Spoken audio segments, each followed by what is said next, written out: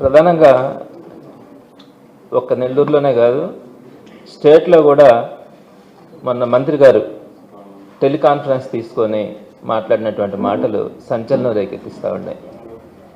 ఎందుకంటే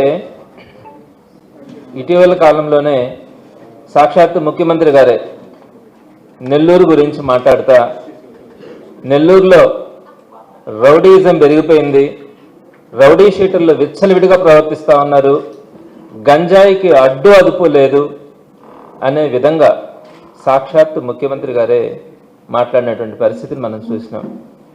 ఈ రోజు ఆంధ్రజ్యోతి పేపర్, నేను చెప్పేది ఆంధ్రజ్యోతి పేపర్లో ఈ ఏడాది అంతా కూడా నెల్లూరు నగరంలో, ప్రధానంగా నెల్లూరు జిల్లాలో నేరాలు ఘోరాలు అని, ఇలాంటి చరిత్రను ఎప్పుడు కూడా నెల్లూరులో చూడలేదని చెప్పి ఫుల్ పేజ్, ఇదంతా కూడా ఆంధ్రజ్యోతిలో వచ్చినటువంటి ఫుల్ పేజ్ రౌడీ షీటర్ల గురించి కానీ నేరాలు ఘోరాల గురించి కానీ ఈరోజే ఈ పేపర్లో మనం చూసాం.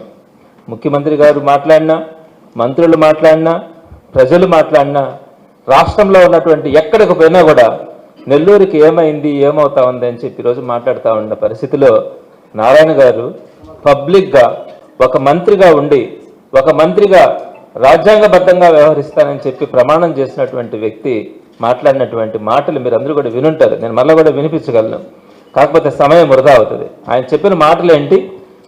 2014-19లో పొలిటికల్ ఇంటర్ఫరెన్స్తో రౌడీ షీట్లు కనుక ఓపెన్ చేస్తుంటే వాటన్నింటినీ కూడా ఎస్పీతో రివ్యూ చేయించి వాటన్నిటిని కూడా ఓపెన్ చేయిస్తాను అని పబ్లిక్గా ఇంకొక మాట కూడా చెప్పారు.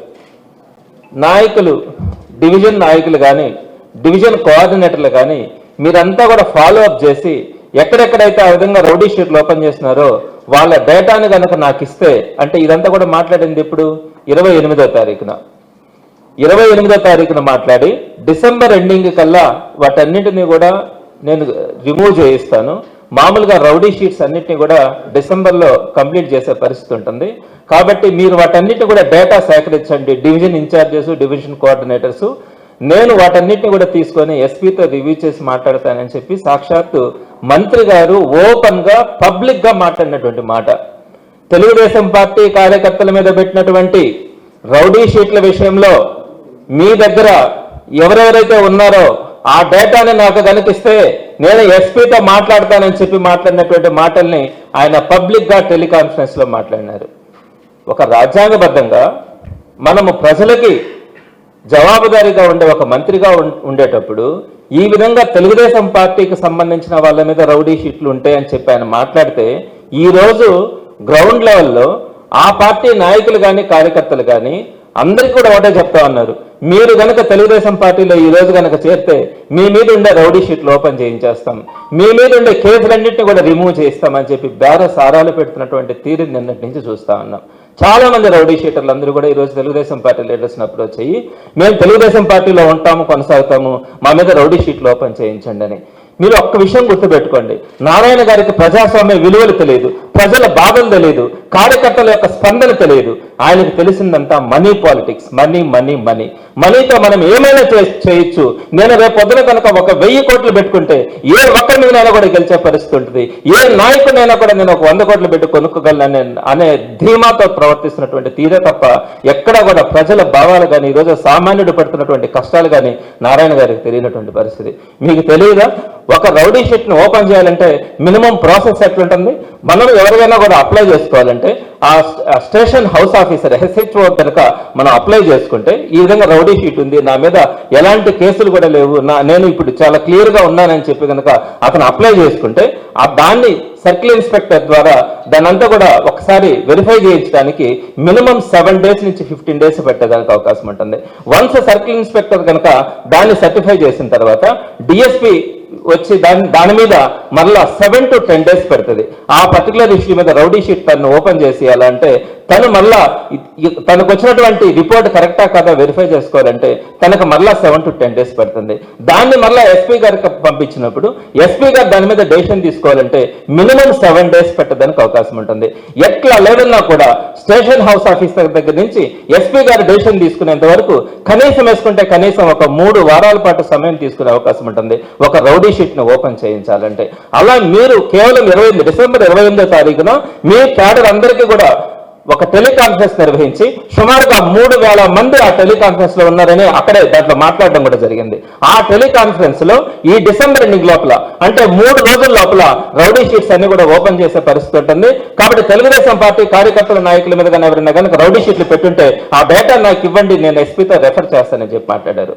ఎప్పుడు కూడా ఒక పొలిటికల్ లీడర్ ఒకవేళ చెప్పాలనుకుంటే ఒక లెటర్ రాయొచ్చు, దీనిని పరిశీలించండి అని లెటర్ రాయొచ్చు, అంతేగాని పర్సూ చేసి వాటన్నిటిని కూడా ఓపెన్ చేయించే శక్తి ఒక పొలిటికల్ లీడర్ ఉండకూడదు. ఒక పొలిటికల్ లీడర్ కనుక ఆ పరిస్థితి కనుక తీసుకొని వస్తే ఈ రాష్ట్రంలో ప్రజాస్వామ్యం, ఈ దేశంలోనే ప్రజాస్వామ్యానికి విలువ లేకుండా పోయేదానికి కూడా అవకాశం ఉంటుంది. పోలీస్ అధికారులు కూడా ఒకటి గుర్తుపెట్టుకోవాలా, ఎస్పీ గారు కూడా చాలా మంచి ఆఫీసర్ అనే పేరుంది. ఈ విధంగా మీరు పొలిటికల్ ఇంటర్ఫరెన్స్ మీద మీరు రౌడీ షీట్లు ఓపెన్ చేయడం కానీ మీ మనసాక్షికి మీకు తెలిసి ఎన్ని రౌడీ షీట్లు ఈ మధ్య వైఎస్ఆర్సీపీ కార్యకర్తలు జగన్మోహన్ రెడ్డి గారు వచ్చారంటే కూడా 307 కేసును ఓపెన్ చేసి వాళ్ళ మీద రౌడీ షీట్లు ఓపెన్ చేసినటువంటి పరిస్థితి మా మీద పెట్టారు. ఈ రోజు తెలుగుదేశం పార్టీ ఒక మంత్రి డైరెక్ట్ గా ఫోన్ చేసి లేకుంటే డైరెక్ట్ గా ఆయన ఒక డేటా తెప్పించుకొని ఆ డేటాని పంపించి కనుక ఆ డేటా ప్రకారం రౌడీ షీట్స్ అన్నింటినీ ఓపెన్ చేయమని చెప్పి మీరు కనుక చేసిన పరిస్థితి కనుక ఏర్పడితే రేపొద్దున సమాధానం చెప్పుకోవాల్సిన పరిస్థితి పోలీసు అధికారులందరూ కూడా ఉంటుందని వైఎస్ఆర్సీపీ తరఫున నేను తెలియజేస్తా ఉన్నాను. ఎక్కడ పద్ధతి అండి ఇది? ఏ విధంగా చెప్తారు? మీరు నారాయణ గారు మీరు చదువుకొని ఉన్నారు, మీరు ఒక ఎడ్యుకేషన్ ఇన్స్టిట్యూషన్స్ మెయింటైన్ చేస్తా ఉన్నారు, మీరు ఒక టీచర్ 10 మందికి చదువు చెప్పినటువంటి వ్యక్తి, మీరు చేయాలనుకుంటే రాజ్యాంగబద్ధంగా చేయాలనుకుంటే మీరు ఏం చేయాలా? ఒకవేళ తెలుగుదేశం పార్టీ కార్యకర్తల నాయకుల మీద వైఎస్ఆర్సీపీ ప్రభుత్వంలో అంటే 2019-24 మధ్యలో ఏదైనా కూడా ఒక తప్పుడు కేసు కనుక ఫామ్ అయి ఉంటే మీరు ఎస్పీ గారిని కానీ లేదా డీసీపీ గారిని కానీ మీరు ఒక రివ్యూ కోరొచ్చు. ఆ టైంలో పెట్టినటువంటి కేసులన్నింటి మీద కూడా మీరు ఒకసారి రివ్యూ చేసి ప్రతి కేసును కూడా క్షుణ్ణంగా పరిశీలించి ఏదైతే అక్రమ కేసులు పెట్టారో వాళ్ళ మీద కూడా శిక్ష తీసుకోండి అని చెప్పి వాళ్ళ మీద కూడా కేసులు పెట్టండి అని చెప్పి మీరు ఒక రివ్యూ పెట్టించడానికి కూడా మీకు అవకాశం ఉంటుంది. పెట్టించండి. 2019-24 మధ్యలో ఏమేమి కేసులు పెట్టినారో వాటన్నిటి మీద రివ్యూ పెట్టించండి. ఎక్కడైతే మీకు తప్పులు అనిపించినాయో, ఎవరి మీద అయితే తప్పుడు కేసులు పెట్టారో ఆ అధికారుల మీద కానీ ఆ అధికారులను ఆదేశించినటువంటి ఎమ్మెల్యేలు కానీ లేకపోతే ఎవరైనా కూడా మీరు వాళ్ళ మీద యాక్షన్ తీసుకునేదానికి మీరు ఈరోజు అధికారం మీ చేతిలో ఉంది. చేయండి మీరు రాజ్యాంగబద్ధంగా, లేకుంటే కోర్టును అప్రోచ్ కండి. ఈ విధంగా తప్పుడు కేసులు పెట్టారని సమాధానం చెప్పుకునే పరిస్థితి అవతల పక్క అధికారులకు కానీ లేదనుకుంటే రాజకీయ నాయకులకు కానీ ఉంటుంది. అలా కాకుండా 28వ తేదీ మీరు టెలికాన్ఫరెన్స్ తీసుకొని ఎస్పీ గారిని నేను ఆదేశిస్తున్నాను అనే టైప్ లో మాట్లాడుతూ ఉన్నారు. ఎస్పీ గారిని నేను రివ్యూ చేస్తాను, నేను పర్సూ చేస్తాను, ఆ కేసులన్నింటినీ కూడా రౌడీ షీట్లన్నింటినీ కూడా తీసిమని చెప్తానని చెప్పిన పరిస్థితి చూస్తా ఉన్నా. గడిచిన 1 సంవత్సరంగా కొన్ని ఇంటర్వ్యూ అడ్రస్ అవుతా ఉన్నాయండి, పీకలు కోసేస్తా ఉన్నారు. ఒక కుటుంబం కనుక రోడ్డు మీద పోతా ఉంటే కేవలం 300 రూపాయలు 400 రూపాయలు వాళ్ళు కనుక ఆ గంజాయి కోసం డబ్బులు అడిగినప్పుడు ఆ గంజాయికి డబ్బులు కనుక వాళ్ళు ఇవ్వకపోతే పీకలు కోసేయడం, తలలు వగలు కొట్టడం, ఇడ్లీ కోసం ఒక బండి కనుక రోడ్డుకి అడ్డా నిలబడ్డా బండిని అడ్డాలు తీయమంటే కూడా మర్డర్ చేసినటువంటి పరిస్థితి చూస్తా ఉన్నాం. పదుల సంఖ్యలో హత్యలు జరుగుతూ ఉన్నాయి, పదుల సంఖ్యలో మానభంగాలు జరుగుతూ ఉన్నాయి. ఎక్కడ నెల్లూరులో భద్రత అనేది లేదు, గంజాయి విచ్చలవిడితనం ఉంది. ఎక్కడ పడితే అక్కడ గంజాయి. మీరు మాబట్టల దగ్గర నుంచి ప్రతి దగ్గర కూడా తీసుకోండి, ప్రతి షాపులో కూడా ఏదో పేపర్లు అమ్ముతా ఉన్నారు. ఆ పేపర్లు ఎందుకు కొంటా ఉన్నారంటే దాంట్లో గంజాయి పెట్టుకొని ఆ స్టఫ్ లాగా ఏదో పిలుస్తారంట. ఇటువంటి పరిస్థితుల్లో మనం ఈరోజు చేస్తా ఉన్నారు. ఇటువంటి పరిస్థితుల్లో మీరు ఈ రౌడీ షీట్స్ అన్నింటినీ కూడా ఇట్లాంటి విచ్చలవిడితనం మనకు నెల్లూరులో కనపడతా ఉన్నప్పుడు, ఇంత విచ్చలవిడితనం కనపడతా ఉన్నప్పుడు రౌడీ షీట్స్ ని ఎత్తేయమని చెప్పి మీరు పోలీస్ అధికారులని ఆదేశించినట్టుగా మీరు టెలికాన్ఫరెన్స్ లో మాట్లాడడం కానీ ఒక డేటాను తీసుకొని ఆ డేటా ప్రకారం నేను పోలీస్ అధికారులతో మాట్లాడతానని మీరు చెప్తే ఈరోజు సామాన్యుడి పరిస్థితి ఏంటి? సామాన్యుల ప్రాణాలకి ఎవరు హామీ ఇస్తారండి? మీరు రౌడీ షీటర్స్ అందరినీ కూడా విచ్చలవిడితనంగా ఈరోజు రోడ్ల మీద వదిలేస్తే పోలీస్ అధికారులు కూడా నేను ఒకటే చెప్తా ఉన్నాను, మీరు ఈ మంత్రి కానీ ఎమ్మెల్యేలు కానీ వీరు చెప్పినట్లుగా మీరు కనుక చేస్తే మీరు రేపొద్దున సమాధానం చెప్పుకోవాల్సినటువంటి పరిస్థితి కోర్టులకు కానీ రేపొద్దున వచ్చే పార్టీలు అధికారంలో ఉన్నటువంటి పార్టీకి కానీ మీరు సమాధానం చెప్పుకోవాల్సిన పరిస్థితి ఉంటుందని చెప్పి తెలియజేస్తా ఉన్నా. మీరు అక్రమ కేసులు అంటున్నారండి. నారాయణ గారు ఈ రోజు ఏం చెప్తా ఉన్నారంటే ఆ రోజు ఎవరైతే అక్రమ కేసులు అంటున్నారు ఆ అక్రమ కేసులను అడ్డం పెట్టుకొని ఈ రోజు వైఎస్ఆర్సీపీలో ఎవరి మీదనైనా కూడా కేసులు ఉంటే ఆ కేసులను మాఫీ చేస్తామని చెప్పి మీరు పార్టీలోకి తీసుకున్న వాళ్ళ మీద ఆ కేసులను మాఫీ చేయిస్తా ఉన్నారు. ఎవరండి తప్పులు చేసేది? ఎవరండి అరాచకం చేసేది? నేను మీకు కొన్ని ఎగ్జాంపుల్స్ కూడా చెప్తాను. మీకు తెలిసి ఉంటుంది, ఈ మధ్య కార్పొరేషన్ ఎపిసోడ్ అంతా కూడా తెలిసి ఉంటుంది. కార్పొరేటర్లు ఎవరండి? 54 మంది కార్పొరేటర్లు వైఎస్ఆర్సీపీ తరపున గెలిచిన వాళ్ళే కదా. 54 మంది వైఎస్ఆర్సీపీ. మీకు ఎక్కడి నుంచి వచ్చినారు ఈరోజు? ఒక్క కార్పొరేటర్ అయినా మీరు గెలిపించుకున్నారా? కార్పొరేటర్ కాదు, మీరు నామినేషన్లు వేయించుకున్నారా? మీరు గెలిపించుకోలేనటువంటి మీరు సుమారుగా 40 మందికి పైగా కార్పొరేటర్లని మీరు వాళ్ళకి ప్రలోభ పెట్టి, వారందరికీ కూడా ఆశ పెట్టి, వారందరినీ మీ పక్కన పెట్టుకున్నారు. వారికి ఏ విధమైనటువంటి మీరు చెప్పినటువంటి హామీ నెరవేర్చకుండా మీరు కనీసం అపాయింట్మెంట్ కూడా ఇవ్వని పరిస్థితి మీరు ఉంటే, మళ్ళా మేయర్ ఎలక్షన్స్ అడ్డం పెట్టుకొని వారికి పిలిచి కోట్ల రూపాయలు మీ సొంత డబ్బులు అయినట్టుగా ఈ ప్రజా సొత్తుని తీసుకొని ఇక్కడ కాంట్రాక్టులను కానీ, లేదంటే కాంట్రాక్టుల దగ్గర నుంచి తీసుకున్నటువంటి కమిషన్లు కానీ కొన్ని కోట్ల రూపాయలని వాళ్ళకి ఎరచూపి మరలా మీరు వాళ్ళందరినీ కూడా మంచి చేసుకునే ప్రయత్నం మీరు చేస్తున్నారు. మీ తీరుతో మీరు చేస్తున్నటువంటి, మీరు చెప్పిన మాట నిలబెట్టుకోవట్లేదన్న ఆలోచనతో కొంతమంది కార్పొరేటర్లు వైఎస్ఆర్సీపీ తరపున గెలిచిన వాళ్ళు మరలా మమ్మల్ని అప్రోచ్ కావడం, మమ్మల్ని అప్రోచ్ అయిన తర్వాత జగన్మోహన్ రెడ్డి గారి సమక్షంలో కండువా కప్పుకోవడం కూడా జరిగింది. ఈ సందర్భంగా నేను మీకు ఒక విషయం తెలియజేస్తా ఉన్నాను. అక్కడ ఒక కార్పొరేటర్, 6th డివిజన్ కార్పొరేటర్ వాళ్ళ అబ్బాయి కూడా ఆ రోజు జగన్మోహన్ రెడ్డి గారి దగ్గరకు వచ్చి కండువా కప్పుకున్నారు. జగన్మోహన్ రెడ్డి గారి దగ్గర నుంచి కండువా కప్పుకొని గేట్ దగ్గరకు వచ్చేటప్పటికి పోలీసులు అక్కడ పెట్టించి మీరు ఆ మనిషిని ఎత్తుకొని వెళ్ళిపోయినారు. దానికి సంబంధించి ఏం కేసు పెట్టారంటే కూడా మీరు ఆ రోజు చెప్పలేనటువంటి పరిస్థితి, ఏ స్టేషన్లో కేసు పెట్టారంటే కూడా చెప్పలేనటువంటి పరిస్థితి. ఏం కేసు పెట్టినారో తెలుసా? చివరికి వచ్చేటప్పటికి మీరు ఆ వ్యక్తినేమో తీసుకొని వచ్చి మీరు విజయవాడ అతన్ని అదుపులోకి తీసుకున్న తర్వాత కావలిలో మీరు నారాయణ గారికి దగ్గరగా ఉన్నటువంటి కొంతమంది మనుషుల్ని మీరు పోలీస్ వ్యాన్లో ఎక్కించుకొని అక్కడి నుంచి నెల్లూరులో ఉన్నటువంటి ఐటీసీ సెంటర్కి తీసుకొని వచ్చి అక్కడి నుంచి పోలీసుల సమక్షంలోనే మీరు తిరుపతికి తీసుకెళ్లి అక్కడ పోలీసులు కానీ, తెలుగుదేశం పార్టీ నాయకులు కానీ వారందరి సమక్షంలో ఇక్కడ ఉన్నటువంటి పోలీసులు అక్కడికి తీసుకెళ్లి ఈ కార్పొరేటర్లను వాళ్ళకి హ్యాండ్ ఓవర్ చేసి చేతులు తులుపుకొని వస్తే ఎంత అరాచకం, ఎంత అప్రజాస్వామికం అన్నది మీరు చూడండి. ఆ వ్యక్తి మీద మీరు పెట్టినటువంటి కేసు ఏంటో తెలుసా? అతని పేరు మద్దినేని శ్రీధర్, ఆ కార్పొరేటర్ కొడుకు. ఏం కేసు పెట్టినారు?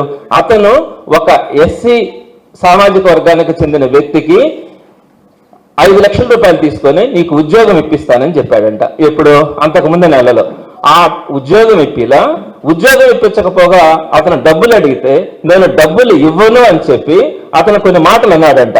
When they asked the A1 Madineni Sridhar about job and money at the municipal office, the accused openly said there would be no job and no refund, and the A1 and A2 and their associate assaulted them, and both Sridhar and Ravichandra threatened to kill their parents and destroy evidence, dead bodies if asked amount again. అంటే 5 లక్షల రూపాయల డబ్బులు తీసుకున్నాడు, job ఇప్పిస్తానని చెప్పాడు. Job ఇప్పించకపోగా డబ్బులు తిరిగి అడిగితే డబ్బులు ఇవ్వను, పైపెచ్చి నువ్వు కనుక డబ్బులు కనుక అడిగితే, అతను ఒక ఎస్సీ సామాజిక వర్గానికి చెందిన వ్యక్తి అని అడిగితే మీ అమ్మ నాన్నని చంపేస్తాను, వాళ్ళ సవాళ్ళను కూడా లేకుండా నేను చేస్తానని చెప్పి ఈ మద్దినేని శ్రీధర్ మీద ఆ క్యాండిడేట్ దగ్గర ఒక కేసు పెట్టించినారు. ఈ కేసుని చూపించి అతన్ని తీసుకెళ్లి తిరుపతిలో వాళ్ళకు అప్పగించినారు. ఎవరికి? తెలుగుదేశం పార్టీ లీడర్స్కి. వాళ్ళ క్యాంపులో హ్యాండ్ ఓవర్ చేసి వచ్చినారు. ఒక్కసారి నేను ఎస్పీ గారికి నేను విన్నవించుకుంటా ఉన్నా, ఈ కేసు పూర్వాపరాలు చూస్తారా? అతను డబ్బులు తీసుకున్నాడా? మీరు కేవలం జగన్మోహన్ రెడ్డి గారిని కలవడానికి ఆ రోజు ఉదయాన్నే ఇక్కడ బయలుదేరితే 6 గంటలకు ఇక్కడ 7 గంటలకు బయలుదేరినటువంటి వ్యక్తి మీద మీరు 7 గంటలకు మీరు కేసు పెట్టినామని చెప్పి ఫైల్ చేసుకొని అక్కడికి వచ్చే సాయంత్రం 4 గంటలకు అక్కడికి బయటకు వచ్చే వ్యక్తిని అరెస్ట్ చేసి ఆ వ్యక్తిని తీసుకుని వెళ్ళి మీరు తిరుపతిలో వాళ్ళకి హ్యాండ్ ఓవర్ చేస్తే ఇంతకంటే ఘోరమైనటువంటి కేసులు నెల్లూరు జిల్లాలో కాదు ఎక్కడైనా మనం చూసినామా? ఇట్లాంటి మీరు పెట్టుకొని, ఇట్లాంటి కేసులు దుర్మార్గాలు మీరు పెట్టుకొని మీరు మమ్మల్ని అరాచకంగా మీరు ఇబ్బందులు పెడతా, మా కార్యకర్తలు మా నాయకుల్ని మీరు ఇబ్బంది పెడతా, ఈ రోజు మేమేదో 2019-24 మధ్యలో మీ కార్యకర్తల నాయకుల మీద రౌడీ షీట్లు ఏదో పెట్టినారని చెప్పి నిజమైన రౌడీ షీటర్స్ను కూడా ఈ రోజు మీరు రిలీవ్ చేసి మీ పక్కన మీరు నిలబెట్టుకొని సామాన్యులు గొంతుకోవడానికి కూడా మీరు ఈ రోజు వెనక ముందు చూడకుండా ప్రవర్తిస్తా ఉన్నారంటే ఎవరు చేస్తున్నటువంటి అరాచకం అన్నది మీరు ఒకసారి ఆలోచించండి. నేను ఫ్యాక్ట్స్ చెప్తున్నానండి. నేను మాట్లాడిన దాంట్లో కనుక తప్పు ఉంటే, ఎక్కడైనా కూడా తప్పు ఉంటే నా మీద కేసు పెట్టచ్చు, నేను దానికి సిద్ధం. నేను ఒక్క మాట కానీ ఏ ఒక్కటి కూడా నేను మీకు అబద్ధం చెప్పడానికి కానీ ప్రజలకు అబద్ధం చెప్పడానికి కానీ నేను ప్రయత్నించట్లా. సో ఇలాంటి సందర్భాలలో మీరు ఇబ్బందులు పెడతా ఉంటే నేను ఇంకొన్ని ఎగ్జాంపుల్స్ చెప్తానండి. ఎంత అరాచకం జరుగుతూ ఉంది నెల్లూరులో అనేది. 13వ డివిజన్లో చింతరెడ్డిపాలెం ఉందండి, మీ అందరికీ తెలుసు. నారాయణ మెడికల్ కాలేజీకి కోటబెట్టు దూరం, పక్కనే వాళ్ళ గోడ ఆనుకొనే ఉంటుంది. ఈ ఇల్లు అండి, ఇదిగోండి ఇంత ఇల్లు, ఇది 1 సెంటు స్థలంలో 5 అంకణాల ఇల్లు. ఇది ఈ ఇల్లు విడ్త్ అనమాట. ఇది 5 అంకణాలు, పూత పని కూడా చేసుకోలే పాపం, అంత పేదవాళ్ళు. వాళ్ళు ఇక్కడ మహిళలు వాళ్ళ ఇంట్లో ఉంటే స్నానం చేయడానికి చిన్నదండి, ఒక మనిషి నిలబడుకుంటారు దాంట్లో, ఆ బాత్రూంలో రోడ్డుకి అడ్డంగానే ఏం లేదు, ఒక చిన్నది, ఒక మనిషి నిలబడుకొని స్నానం చేయొచ్చు అంతే. అంత చిన్న బాత్రూమ్ కట్టుకున్నారు. 5 అంకణాలండి, అంటే 1 సెంటు కంటే తక్కువ. అంత చిన్న ఇంటికి ఆనుకొని రోడ్డుకి అడ్డం కూడా లేకుండా ఒక చిన్న బాత్రూమ్ మహిళలు వేసుకున్న దానికి వేస్తే దాన్ని జేసీబీ పెట్టి మున్సిపల్ కమిషనర్ పంపించి దాన్ని కొట్టించేసినారు. కేవలం ఏంటంటే వాళ్ళకి ఓటు వేయలేదంట నారాయణ గారికి. ఇంతే కాదండి, ఆ అమ్మాయి ఒక జాబ్ చేస్తూ ఉంటే, ఒక ఉద్యోగం చేస్తూ ఉంటే ఆ ఉద్యోగాన్ని కూడా తీయించేసినారు. ఇంత 5 అంకణాల స్థలంలో ఒక పేద ఎస్సీ మహిళ ఒక ఇల్లు కట్టుకొని చిన్న బాత్రూమ్ స్నానం చేయడానికి అడ్డం లేకుండా కట్టుకుంటే మీరు జేసీబీ పెట్టి దాన్ని కొట్టించేసినారు.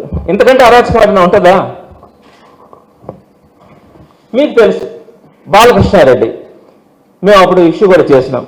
సుమారుగా 2 కోట్ల రూపాయల ఇల్లుని దారుణంగా జేసీబీలను పెట్టి కొట్టించేసినారు. 50వ డివిజన్లో సౌరి వైఎస్ఆర్సీపీ కార్యకర్త, అతను మాంసం అమ్ముకుంటున్నారండి అక్కడ, దాన్ని బీఫ్ అంటారు.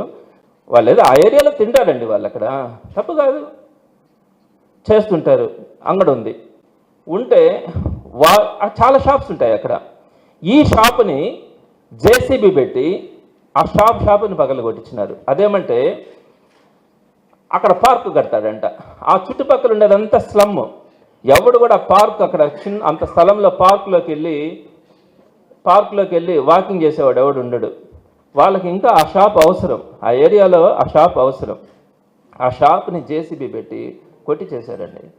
ఈ అక్రమాలు కదా, ఇవి దుర్మార్గాలు కదా, అరాచకాలు కదా.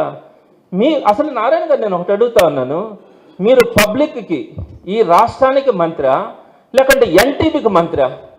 ఎన్టీవీకి, నేను తెలుగుదేశం పార్టీ అని కూడా అనట్లా, ఎన్టీవీకి మంత్రిగా ఉన్నారా? మీరు ఆలోచించుకోండి. ఎందుకు నేను ఎన్టీవీకి మంత్రి అని నేను అంటా ఉన్నానంటే, మీరు ఎన్టీవీ నారాయణ టీం, నేను ఎందుకు ఆ పేరు ఎత్తుతా ఉన్నానంటే,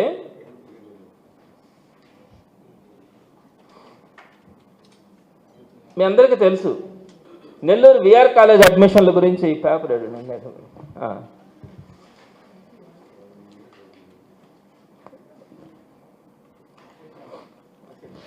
విఆర్ కాలేజ్ అడ్మిషన్ల గురించి నేను మీతో చెప్పే ఉంటాను. ఒక గవర్నమెంట్ కాలేజీలో, ఒక గవర్నమెంట్ స్కూల్లో అడ్మిషన్లను కూడా కేవలం ఎన్టీఎంకు చెందిన వాళ్ళకు మాత్రమే ఇచ్చినటువంటి ఘనత నెల్లూరే కాదు, రాష్ట్రంలో కాదు, భారతదేశంలో కూడా ఎక్కడ ఉండదు. నేను మీకు ఇచ్చాను 1046 అడ్మిషన్లకు సంబంధించి ఏ అడ్మిషన్ ఏ ఎన్టీఎం రెఫరెన్స్తో ఇచ్చినారు, ఏ ఎన్టీఎం పిల్లోడికి ఇచ్చినారు అనే డేటాను కూడా నేను మీకు ఇచ్చినాను. మళ్ళీ కూడా నేను కావాలంటే 1046 సంబంధించిన అడ్మిషన్స్ డేటా మీకు ఇస్తాను. మీరు ఒక్కరోజైనా కూడా విఆర్ హై స్కూల్లోకి వెళ్ళి ఒక అప్లికేషన్ తీసుకొని ఒక అడ్మిషన్ ప్రాసెస్ చేసిన సందర్భం మనం చూడలే. కంప్లీట్గా ఎన్టీఎం హ్యాండ్ ఓవర్లోనే జరిగింది. సో ఇది తప్పు కదా? ఒక స్కూల్ అడ్మిషన్స్, ఒక గవర్నమెంట్ స్కూల్ మీకు ఎవరిచ్చారండి హక్కు? నారాయణ గారు మీకు ఎవరిచ్చారు మీకు హక్కు? ఒక గవర్నమెంట్ స్కూల్లో కూడా మీకు దారాదత్తం చేసే పరిస్థితి ఏంటి? ఇది న్యాయమా? రెండోది జాఫర్ సాహిబ్ కెనాల్ దగ్గర నేను నెత్తి నోరు కొట్టుకున్నాను. అది రైట్ ప్లేస్ కాదు, అక్కడ షాపులు పెట్టినా జరగవు. ఒకవేళ జరిగితే దాని కింద 5 మండలాలకు సంబంధించిన ట్రాఫిక్ ఉంది, దాని వెనకాల ఉన్నటువంటి కాలువ 5 మండలాలకు సంబంధించి పారుదల కాలువ. సో టోటల్గా మనము ఏ ఆశయం అయితే ఆ రోడ్డుని డెవలప్ చేసినామో, ఏ ఆశయంతో అయితే దానికి ఒక రివిట్మెంట్ చేసి ఒక వాకింగ్ ట్రాక్ పెట్టినామో దానంతా కూడా పాడు చేస్తూ ఉంటారు. బఫర్ జోన్ అని పెట్టినాము, ఆ బఫర్ జోన్ మీద మీరు తీసుకొని వచ్చి ఈరోజు షాపులన్నీ పెట్టేస్తా ఉన్నారు. ఇది తప్పు అని చెప్పినాను. నేను ఏదైతే అక్కడ బఫర్ జోన్ మీద పెట్టద్దన్నానో, ఈ రోజు పనికి మాలినటువంటి చిన్న చిన్న పారుదల కాలువలు కూడా కానటువంటి కాలువలకి బఫర్ జోన్ కావాలా 3.5 మీటర్లు అని చెప్పి అక్కడున్న సుమారుగా 2,500 మంది ఇల్లుని మొత్తం ట్రేస్ అవుట్ చేసి అక్కడ కొట్టేయడానికి చూస్తున్నారు. అది అసలు పారుదల కాలువలు కాదు. ఆ పారుదల కాలువలు కాకుండా ఈరోజు మరుగు కాలువలుగా నిలబడిపోయి ఉంటే కూడా నేను జేసీబీని పక్కన తిప్పాలంటాడు. ఆ కాలువకి కింద భాగం పుడిపోయి ఉంటుంది, పై భాగం పుడిపోయి ఉంటుంది, మధ్యలో ఎక్కడో ఆ కాలువని తీసుకొని వస్తారు. ఆ కాలువకు సంబంధించి కరెక్ట్గానే ఉంది, దానికి మళ్ళీ 3.5 మీటర్ కావాలని నాకు అని చెప్పి ఆ 3.5 మీటర్ కోసం 12 అడుగులు అక్కడ ఉన్నటువంటి గుడిసెలన్నీ తీసేస్తారంటాడు. ఆ గుడిసెలు ఎక్కడ కూడా రోడ్లకు అడ్డం లేవు, రోడ్డు మీద లేవు, ఏ ఒక్కరికి కూడా ఉన్నత వర్గాలకు కూడా ఎక్కడ కూడా అడ్డం లేని పరిస్థితి. సుమారుగా 2,500 ఓట్లు నాకు లేకపోయినా పర్లేదు కొట్టేయండి అని చెప్పినాడంట. ఏమంటారు దీన్ని? ఇదే జాఫర్ సాదిక్ కెనాల్ గురించి నేను ఆ రోజు కోర్టుకు కూడా వెళ్ళాను, నేషనల్ గ్రీన్ ట్రిబ్యునల్కి వెళ్ళాను. నేషనల్ గ్రీన్ ట్రిబ్యునల్ కూడా వాళ్ళకి డైరెక్షన్ ఇచ్చింది చేయబాకండి అని చెప్పి, అయినా మొండిగా మూర్ఖంగా వెళ్ళినారు. నేను ఇంకా దాని మీద మళ్ళీ కూడా ఫైట్ చేయొచ్చు. నేను దాని మీద పదే ఫైట్ చేస్తే అక్కడ ఉన్నటువంటి అంగల్లో ఏమంటారు, వాళ్ళు ఏదో మాకు అడ్డం పడినట్టు అనుకుంటారనే ఒక సానుభూతితో నేను పోలేకపోయినాను. నేషనల్ గ్రీన్ ట్రిబ్యునల్కి ఇచ్చిన ఆర్డర్స్కి వ్యతిరేకంగా మీరు ఒక నిర్ణయం తీసుకున్నా కూడా. సో ఆ రోజు మీరు అక్కడ ఉన్నటువంటి 200 షాపులు ఇచ్చినారు, నేను అప్లై చేయించాను కొంతమంది మీద, కొంతమంది అక్కడ ఉన్నటువంటి పేదవాళ్ళు కొంతమంది వాళ్ళు కూడా అప్లై చేసుకున్నారు. ఒక్కళ్ళకైనా మీరు ఇచ్చినారా? ఆ కాలం ఆ రోజు ఇక్కడ డెవలప్ కావడానికి కానీ, ఆ డెవలప్మెంట్ కంప్లీట్గా జరగడానికి కానీ, ఆ రోడ్డు పనులు జరగడానికి కానీ సుమారుగా 50 మంది గుడిసెలు అక్కడ షాపులు పెట్టుకొని ఉంటే వాళ్ళందరినీ కూడా క్లియర్ చేయించి మనం అక్కడ అన్ని పనులు చేసుకుంటే ఆ 50 మంది తిరిగి వచ్చి మీరు కనుక ఒకవేళ 200 షాపులు ఇస్తే మాకు కొన్ని షాపులు ఇవ్వండి అని పేదవాళ్ళు అడిగితే వాళ్ళని ఒక్కరికైనా ఇచ్చారా? జంతువుని పేదవాళ్ళు ఒక్కరికైనా ఇచ్చినారా? కంప్లీట్గా మీ మహిళా శక్తి టీంకే ఇచ్చుకున్నారు. 200 షాపులు మీ మహిళా శక్తికే ఇచ్చుకున్నారు. ఒక్కడైనా కూడా మీరు మంత్రా లేకుండా ఎట్లా? ఈ ప్రజలకు మంత్రా లేకుంటే మీ ఎన్టీఎంకి మంత్రా? జాఫర్ సాదిక్ కెనాల్ మీద పెట్టినటువంటి 200 షాపుల గురించి నేను మాట్లాడుతా ఉన్నా. ఒక్క షాప్ అయినా కూడా మీరు జెన్యూన్గా పారదర్శకంగా మీరు ఇచ్చినటువంటి పరిస్థితి ఉందా? కంప్లీట్గా మీ వాళ్ళకి ఇచ్చుకున్నారు. అవి ఈరోజు ఒక్క షాప్ జరుగుతూ ఉందా? కనీసం అందరూ కూడా తాళాలు వేసుకున్నటువంటి పరిస్థితి. మీ కక్ష తెచ్చుకుంటా ఉన్నారని చెప్తా ఉన్నాను. పైపచ్చి మీరు ఏం చేస్తున్నారు? రేపు పొద్దున కార్పొరేషన్ మీటింగ్ ఉంది, ఆ అజెండాను చూస్తే నాకు కడుపు మండింది. మళ్ళా సర్వేపల్లి కెనాల్ దగ్గర ఆ డెవలప్మెంట్ అంతా చేయించింది మన వైఎస్ఆర్సీపీ గవర్నమెంట్లో, ఆ పక్కన ఫ్లైఓవర్ కట్టించింది మన వైఎస్ఆర్సీపీ గవర్నమెంట్లో. ఇప్పుడు ఆ సర్వేపల్లి కెనాల్ మొత్తం మీద కూడా ఎక్కడైతే రైల్వే స్టేషన్ దగ్గర నుంచి ఇక్కడ ఇంచుమించుగా సంజయ్ రెడ్డి స్టాచ్యూ దాకా కూడా కంప్లీట్గా అక్కడ ఉన్నటువంటి సర్వేపల్లి కెనాల్ పక్కన మొత్తం షాపులు పెట్టించేస్తాడంట. దానికి సంబంధించి 8 కోట్ల రూపాయలు శాంక్షన్ చేయించుకోవడానికి రేపు పొద్దున 31వ తారీఖున మున్సిపల్ కార్పొరేషన్ అజెండాలో పెట్టినారు. ఏంటో ధర్మమా? ఆ రోడ్డుని మనము ఒక మినీ బైపాస్గా మనం డెవలప్ చేసుకుని సర్వేపల్లి కెనాల్ రివిట్మెంట్ చేసుకొని అక్కడ ఫ్లైఓవర్స్ కట్టుకొని ఇంత చక్కగా బ్యూటిఫికేషన్ అక్కడ చేయించుకుంటా ఉంటే ఆ పక్కనంతా కూడా ఒక గ్రీనరీ డెవలప్ చేయాలని మనం అనుకుంటుంటే మీరు తీసుకొని వచ్చి అక్కడ అన్ని కూడా షాపులు పెట్టేస్తే ఆ షాపులు ఇప్పటికే మీరు ఇచ్చినటువంటి జాఫర్ సాదిక్ కెనాల్ షాప్స్ అన్ని కూడా ఫెయిల్ అయితే మళ్ళీ ఇక్కడ సర్వేపల్లి కెనాల్ మీద మీరు షాపులు పెట్టడానికి ఆ షాపులు కూడా మీకు సంబంధించిన వ్యక్తులకు మీరు ఇచ్చుకోవడానికి ప్రయత్నిస్తా ఉన్నారంటే ఇది ద్రోహంగా అడుగుతా ఉన్నాను. మీరు ఒక్కడైనా జన్యునిగా ఇస్తా ఉన్నారా? ఒక్కడైనా పారదర్శకంగా చేస్తా ఉన్నారా? ఇంత దుర్మార్గమైనటువంటి పరిపాలన ఎక్కడైనా మనం చూస్తామా? తప్పు కదా ఇవన్నీ కూడా? మీకు తప్పు అనిపించట్లేదా? బీసీ లోన్స్ ఇచ్చినారు, మైనార్టీ లోన్స్ ఇచ్చినారు, ఒక్కడైనా పారదర్శకంగా చేస్తారా? కంప్లీట్గా మీ ఎంటీ మాల్గా ఇచ్చుకుంటా వస్తా ఉన్నారు. ఏంటి మీరు మంత్రిగా ఎవరికి ఉన్నారు? ఈ రాష్ట్ర మంత్రిగా ఉన్నారా? ఈ ప్రజలకు మంత్రిగా ఉన్నారా? కార్పొరేటర్లు కొంటారు, మేయర్లను కొంటారు, జడ్పీటీసీలు కొంటారు, ఎమ్మెల్యేలను కొంటారు, నాయకులను కొంటారు, కార్యకర్తలు కొంటారు. లాస్ట్కి మీరు చెప్పినటువంటిది ఏంటంటే నేను ఏదైనా కూడా కొనుక్కొని చేయగలను అనేది ఉందా మీకు? ప్రజల బాధలు తెలియదా? ప్రతిపక్షంలో కనుక మీరు పనిచేస్తుంటే నేను చెప్తా ఉన్నాను, నేను ప్రతిపక్షంలో వైఎస్ఆర్సీపీకి పనిచేస్తా ఉన్నాను, పని చేస్తే నేను వైఎస్ఆర్సీపీకి పనిచేస్తాను, లేకుంటే ఇంటి దగ్గర కూర్చుంటా. నాకు ఈరోజు బాధలు తెలుసు. ప్రజలు నా దగ్గరకు వచ్చి కష్టాలు పెడతా ఉంటే, కేసులు పెట్టించుకుంటా ఉంటే, ఇల్లు పగలు కొట్టించుకుంటా ఉంటే, వాళ్ళని రోడ్డు మీద నిలబెడతా ఉంటే, వాళ్ళ ఉద్యోగాలు తీసేసి మీరు రోడ్డు మీద నిలబెడతా ఉన్నా కూడా ఆ కష్టాలు చెప్పుకుంటా ఉంటే ఆ కష్టాలు వింటున్న వ్యక్తిగా నాకు ఆ బాధలు తెలుసు. మీకు ఆ బాధలు తెలుసుంటే మీరు ఇలా ప్రవర్తించరు. ఎంతమంది డ్వాక్రా గ్రూపులో ఉన్నటువంటి లేడీస్ని మీరు ఉద్యోగాలు తీసేసినారు? ఎంతమంది డ్వాక్రా గ్రూపుల్లో ఉండే వాళ్ళని తీసేసి మీకు సంబంధించిన వ్యక్తులకి మీరు అట్టుగా వాళ్ళకన్నీ కూడా అప్పచెప్పుకున్నటువంటి పరిస్థితి ఉంది. నేను వాళ్ళ పేర్లు కూడా ఇవ్వగలను. కేవలం వైఎస్ఆర్సీపీలోనో వాళ్ళకు ఓట్లు వేయలేదనో ఆ కారణంతో డ్వాక్రాలో పనిచేస్తున్నటువంటి మహిళలందరినీ కూడా రోడ్డు మీద నిలబెట్టేటువంటి పరిస్థితిని మనం చూస్తూ ఉన్నాం. ఈ విధంగా ఎక్కడైనా కూడా మహిళలను ఇబ్బంది పెడుతుంది, చదువుకునే బిడ్డలను ఇబ్బంది పెడుతుంది, పేద సాధాన్ని ఇబ్బంది పెడుతుంది. ఈరోజు 2,500 ఇల్లండి, కడుపు మండుతా ఉంది. బఫర్ జోన్ అంట, పెట్టిన బఫర్ జోన్ సర్వేపల్లి కెనాల్ పక్కన కానీ జాఫర్ సాదిక్ కెనాల్ పక్కన కానీ బఫర్ జోన్లో మనం పెడితే అక్కడ మీరు అంగళ్ళు పెట్టించుకొని తలాతో కలిగినటువంటి కెనాల్స్ ఉంటాయి, 15 కెనాల్స్. దానికి పై భాగం పూడిపోయింది, కింద భాగం పూడిపోయింది, మధ్యలో ఎక్కడో ఒక దగ్గర ఉంటుంది కొంచెం కాలువ ఉంటుంది. ఆ కాలువకు మాత్రం 3.5 మీటర్ బఫర్ జోన్ పెట్టాలంట. అక్కడ ఉన్నటువంటి ఇల్లును కొట్టేయండి, ఎవడంటే వస్తాడో చూసుకుంటానని చెప్తా ఉన్నాడు. ఎంతమంది నన్ను ఓదార్చాలి, ఎంతమంది నన్ను దగ్గరికి వస్తే ఆదరించాలి? ఇది మీకు తప్పు అనిపించట్లేదా? ఇల్లు తీసేస్తారా? తీసేయండి, మీకు అడ్డం ఉంటే తీసేయండి, ప్రజలకు ఇబ్బంది అయితే తీసేయండి, కోఆపరేట్ చేస్తాం. ఏ ఒక్కరికి అడ్డం లేదు. నేను ఒకరోజు మూలపేటలో ఒకే స్పాన్లో అండి, ఒక 5 ఇళ్ల స్పాన్లో 4 కాలువలు వస్తాయి. ఉమామహేశ్వరి టెంపుల్ పక్కన మీరు వెళ్ళి చూడొచ్చు. ఆ 4 కాలువల్ని ఒక కాలువగా చేసేయచ్చు. మీకు అంతగా అయితే 4 కాలువలకి బఫర్ జోన్లు కావాలంట. అవన్నీ కూడా వెనక పుడిపోండాయి, ముందు పుడిపోండాయి, నీళ్లు పారుదల కూడా లేదు. అవన్నీ కూడా హోటల్ రియాజ్ దగ్గర ఒకటి కట్ అయిపోతా ఉంది, పొగతోట దగ్గర నేను వెళ్ళాను, ఆ కాలువ వెంబడి తిరిగాను, పొగతోటలో ఒకటి క్లోజ్ అయిపోతా ఉంది. ఈ విధంగా అన్నీ కూడా క్లోజ్ అయిపోతాయి, పక్కనే ఉన్నాయి. వాటన్నిటిని జాయిన్ చేసి ఒక కాలువని తీసుకెళ్ళండి. అసలు పారుదల లేదు, డ్రైనేజ్ కాలువలే. డ్రైనేజ్ కాలువలకు బఫర్ జోన్ ఏంటండి? 3.5 మీటర్ బఫర్ జోన్ అని చెప్పి ఆ ఇల్లుని సగం ఇల్లు కొడితే ఆ ఇల్లు దేనికి పనికి వస్తుంది? ఒక మనిషి అడ్డంగా పడుకోవడానికి కూడా పనికిరాని పరిస్థితి ఉంది. ఒక ఇంట్లో నేను వెళ్ళానండి, ఆ ఇంట్లో ఆ బిడ్డ కాళ్ళు చేతులు పనిచేయవు, మంచం మీద పడుకుంది, 30 ఏళ్ళంట. అంతకుముందు ఆ రెడ్ క్రాస్లోనే ఫిజియోథెరపీ చేయించుకుంటా ఉండేదంట. పెన్షన్ తీసేశారు, పెన్షన్ రావట్లా. ఇప్పుడు మమ్మల్ని దీన్ని 8 లక్షలు పెట్టి కొన్నారంట వాళ్ళు, ఆ కాలువ కట్టు మీద ఉన్నటువంటి ఇల్లుని. ఇప్పుడు దాన్ని తీసేస్తే మేము ఎక్కడికి పోవాలా అంటారు. ఆల్టర్నేటివ్ అయినా వాళ్ళకి చూపించారా? చూపించలే. మరి ఈ తప్పులు కదా ఇవి. 2500 ఇల్లు అండి.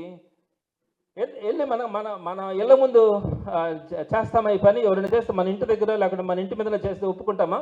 మన బిడ్డల మీద ఇందాక శ్రీధర్ మీద పెట్టాను కదా కేసు, ఆ విధంగా మన బిడ్డల మీద పెడితే మనం ఊరుకుంటామా? నా కొడుకు మీద పెడితే నేను గమనుండగలనా? మరి పెట్టారు. ఏమి మీ పార్టీ ఏం కాదు కదా, మా పార్టీనే కదా. మా పార్టీలో గెలిచినవాడు మళ్ళీ తిరిగి మా పార్టీ దగ్గరికి వస్తే మీకేంటి బాధ? ఏదైనా కూడా ఒక ధర్మం, న్యాయం ఉండాలా. ఆ ఇళ్లను కొడుతుంటే నేను అందరికీ కూడా ప్రజలందరికీ కూడా విన్నవించుకుంటా ఉన్నాను. ఇది అత్యంత దుర్మార్గమైనటువంటి విషయం. దీని మీద మీరందరూ కూడా పర్సనల్గా చూడండి. ఇది ఏ ఒక్కరికి కూడా ఇబ్బంది కాదు. అవి పంట కాలువలు కాదు. ఏదైనా ఉంటే మనం 1 లేదా 2 కాలువలను పంట కాలువలుగా పెట్టుకొని దాన్ని ఎక్స్టెండ్ చేసి దానికి కావాలంటే బఫర్ జోన్ పెట్టుకున్నా పర్వాలేదు. కానీ మిగిలిన కాలువలన్నీ కూడా డ్రైనేజ్ కాలువలే. డ్రైనేజ్ కాలువలకి మీకు సంబంధించినటువంటి 3.5 మీటర్ బఫర్ జోన్ లక్కర్లా. కాబట్టి ఈ విషయంలో మీరు అందరూ కూడా ఆలోచించాల్సిన పరిస్థితి ఉంటుంది. ఇట్లాంటి పరిస్థితులు ఉన్నాయి, అనేకమైనటువంటివి ఇంకా చెప్పుకుంటా పోతే చాలా ఉన్నాయి. నేను సమయం తీసుకొని అన్నింటినీ కూడా చెప్పడం జరుగుతుంది. నారాయణ గారికి నేను ఒకటే విన్నవించుకుంటున్నా, నాకు మీ మీద చాలా మంచి గౌరవం ఉంది, కానీ ఇది పద్ధతి కాదు. నెల్లూరుని ఈ విధంగా పాడు చేయొద్దు, రౌడీ షీటర్లని రోడ్డు మీదకి వదిలేయొద్దు. విచ్చలవిడితనంగా కేవలం తెలుగుదేశం పార్టీ సానుభూతి రౌడీ షీటర్ల అన్న ఆలోచనతో మీరు వారందరినీ కూడా వెనక ముందు చూసుకోకుండా చెయ్యొద్దు. పోలీస్ డిపార్ట్మెంట్కి వాళ్ళకు ఒక అధికారం ఉంటుంది. వాళ్ళొక సిస్టమేటిక్గా వాళ్ళకు వచ్చినటువంటి అప్లికేషన్స్ని సిస్టమేటిక్గా 3 వారాలు పడుతుంది వాళ్ళకి అన్నీ చేసుకోవడానికి. ఆ పద్ధతి ప్రకారం వాళ్ళు చేయగలిగితే చేసుకుంటారు. మీరు ఏదన్నా ఉంటే మంచి మాటలు రివ్యూ చేయండి. ఇన్ని హత్యలు జరిగినాయి కదా, మీరు ఏ రోజైనా ఒక్క దగ్గరైనా కూడా ఇది తప్పు అని కానీ పోలీస్ పిలిపించి ఈ విధంగా జరగకుండా చూడండి అని కానీ ఒక్క మాట చెప్పిన సందర్భం ఉందా? లేదు. ఇన్ని టెలికాన్ఫరెన్స్లో ఏ ఒక్క రోజైనా టెలికాన్ఫరెన్స్లో ఎందుకు ఇలా జరుగుతుంది, ఇది జరగకుండా తెలుగుదేశం పార్టీ వాళ్ళు కూడా జాగ్రత్తగా ఉండండి అని చెప్పిన మాట ఉందా? లేదు. ఇది నెల్లూరు పరిస్థితి.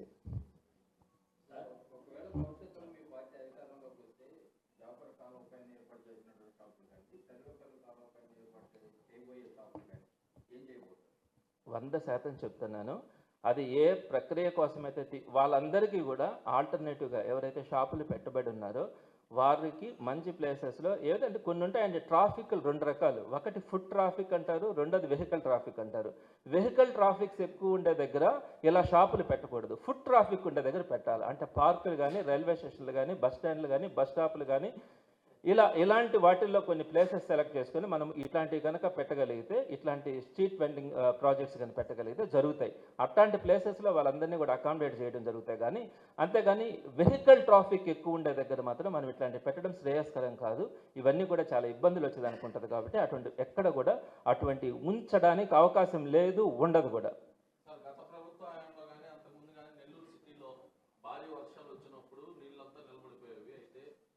ప్రభుత్వం వచ్చిన తర్వాత ఈ పంటకాలంలో క్లీన్ చేస్తున్నాం, బఫర్ జోన్లని క్లారిటీగా పెడుతున్నాం కాబట్టి వచ్చిన నేను ఒకటి చెప్తున్నాను, పంట కాలువలు ఏమున్నాయి? నారాయణ గారే చెప్తా ఉన్నారు, పంట కాలువలు లేవు, పారుదల లేదు, అన్నీ కూడా డ్రైనేజ్ కాలువలే. మీకు ఒకప్పుడు చిల్డ్రన్స్ పార్క్కి ఎదురుగా అటుపక్క రోడ్డు మీద ఒక పెద్ద కాలువ ఉండేది, మురుగు కాలువ లాగా, అది కూడా పంట కాలువ, చింతారెడ్డిపాలెం సైడ్ వెళ్ళేది. ఆ కాలువ ఎంత దుర్భరంగా ఉండిందంటే అసలు ఆ రోడ్డు కూడా చాలా గందరగోళంగా ఉండేది. ఆ రోజు వివేకానంద రెడ్డి గారు దాన్ని ఒక డ్రైనేజ్ కాలువగా సింపుల్గా చేసేసి దాని మీద రివిట్మెంట్ చేసి దాని మీద పైన బండలు వేసేసి ఆ పక్క షాపింగ్ కాంప్లెక్స్లు షాపులు పెట్టినారు పార్క్కి ఎదురుగ్గా. ఎంత బ్యూటిఫుల్గా ఉంటుంది ఈరోజు చిల్డ్రన్స్ పార్క్, ఎంత డెవలప్ అయింది. అది పంట కాలువ ఒకప్పుడు, తర్వాత డ్రైనేజ్ కాలువ అయింది. ఆ డ్రైనేజ్ కాలువని నీట్గా శుద్ధంగా ఆయన సుమారుగా 2 మీటర్స్ విడ్త్తో కాలువ కట్టేసేసి దాని మీద బండరాళ్ళు వేసేసినాడు. షాపులు బాగా జరుగుతూ ఉంటాయి, బ్యూటిఫికేషన్ వచ్చింది. ఇది నేను అనేది ఏంటంటే ఆల్మోస్ట్ నెల్లూరులో ఉన్నటువంటి కాలువలన్నింటిలో 1-2 కాలువలు తప్ప అన్నీ కూడా డ్రైనేజ్ కాలువలుగా మారిపోయినాయి. డ్రైనేజ్ కాలువలకు బఫర్ జోన్ అవ్వాల్సిన అవసరం లే. ఏదో 2017లో ఒకరోజు ఇల్లు మునిగినాయని చెప్పి నేను మొత్తం కాలువలన్నిటి ఏంటండి అది? ఒక నాలెడ్జ్ ఉండాలా. నేను కాలువలు అమ్మడి తిరిగా, నేను తిరిగిన తర్వాత మళ్ళీ ఆయన పోయి అదే కాలువ దగ్గరికి పోయి వైఎస్ఆర్సీపీ వాళ్ళ పనికి మాలిన వాళ్ళు వాళ్ళకి నాలెడ్జ్ లేదని చెప్పాడంట. మళ్ళీ ఏం చెప్పాడు, నేను చెప్పింది ఇది తీస్తేనే మేము ఒప్పుకోన్నాం, మేము తీయమని చెప్పి వచ్చాడంట ఆ కాలువని వరకు. నేనేమంటానంటే మీరు ఒక నాలెడ్జ్ పెట్టుకొని ఏది డ్రైనేజ్ కాలువకి ఎంత ఉండాలా అని చెప్పి, నేను ఏదో నా చేతిలో పవర్ ఉంది, నేను ఏదైనా చేసేయగలను. జేసీబీలు రేపు పొద్దున 100 జేసీబీలు తీసుకొచ్చి నెల్లూరుని విధ్వంసం ఇంకోటి కూడా అండి, డాక్టర్లు ఒక 4 డాక్టర్లు హాస్పిటల్స్ ఉన్నాయి, ఎందుకు విధ్వంసం చేసినారు? ఎంతవరకు ప్రాబ్లం ఉందో వాళ్ళకి నోటీసులు ఇవ్వండి, వాళ్ళని కొంచెం పనిష్ చేయండి, లేకుంటే పెనాల్టీలు కట్టించండి. 4 హాస్పిటల్స్ని ధ్వంసం చేసినారు కదా. ఎప్పుడైనా వైఎస్ఆర్సీపీ గవర్నమెంట్లో ఎక్కడైనా కూడా రైట్స్ కానీ వ్యాపారస్తుల మీద రైట్స్ జరగడం కానీ లేకపోతే ఇట్లా విధ్వంసం చేయడం కానీ ఎక్కడైనా జరిగినాయా? జరగల. కాబట్టి నేనేమంటానంటే ఏదో 2017లో ఏదో తుఫాన్ వచ్చింది, నీళ్ళు వచ్చినాయంటే దానికి 100 కారణాలు ఉన్నాయి. ఆ కారణాలు ఏంటన్నది చూసుకోవాలా. అంతేగాని ఈ కాలువలు అసలు పంట కాలువలే లేవు, అన్ని కాలువలు కూడా కింద పైన పూడిపోయి ఉన్నాయి, ఎక్కడ కూడా పారుదల అన్నది జరగట్లే. కాబట్టి అసలు ఎక్కడ పారుదల ఉంది ఒక్కటి చెప్పండి మీరు, పారుదల ఎక్కడికి ఉంది? ఏ పంటలకి పారుదల కావాలా? ఎక్కడ అవసరం లేదు. సో అన్నీ కూడా డ్రైనేజ్ కాలువలకి బఫర్ జోన్లు ఇన్ని కూడా అవసరం లే. వాటన్నిటిని కూడా క్లియర్ చేస్తూ ఉంటే చాలు. దానికి సంబంధించిన బిల్లులు కూడా ఎవరి పేరు మీద ఎంతెంత పెట్టుకున్నారు అవన్నీ కూడా నేను ఇస్తా, డేటా నా దగ్గర తెచ్చుకోరండా. కాకుండా ఒక్కసారిగా అయ్యే పని కాదు, నేను చెప్తాను అవన్నీ కూడా. ఇదే విధంగా కనుక కొనసాగితే మాత్రం ఇంకా చాలా విషయాలు కూడా బయట తీయాల్సి వస్తుంది, తీయడం కూడా జరుగుతుంది. చాలాసేపు వచ్చింది.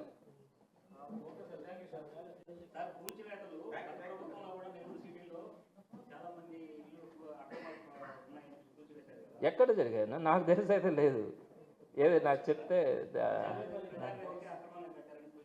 అబ్బా అన్న, నేను ఒక మాట చెప్తాను అన్న, మంచి ప్రశ్న అడిగినట్టున్నారు. ప్రజావేదిక మాట్లాడితే ప్రజావేదిక కూల్చివేతలు. నేను ప్రజావేదిక అన్నది ప్యూర్లీ ఒక గవర్నమెంట్ పోరంబోక్ ల్యాండ్, బిల్డింగ్ కూడా గవర్నమెంట్దే, దాన్ని తీసేసింది కూడా గవర్నమెంటే.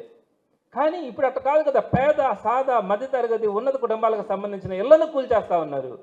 మీరు ప్రజావేదిక అన్నది ప్రభుత్వ పోరంబోకు ల్యాండు, బిల్డింగు ప్రభుత్వందే, తీసేసింది కూడా ప్రభుత్వమే. దాన్ని ఒక్కదాన్ని అడ్డం పెట్టుకొని మీరు ఈరోజు పేదలకు సంబంధించి, హాస్పిటల్స్కి సంబంధించి, ఉన్నత వర్గాలకు సంబంధించినవి కానీ ఈ ప్రైవేట్ ఆస్తులకు సంబంధించి మీరు చేస్తున్నటువంటి విధ్వంసం ఏంటి? దీన్ని విధ్వంసం అంటారా, దాన్ని విధ్వంసం అంటారా?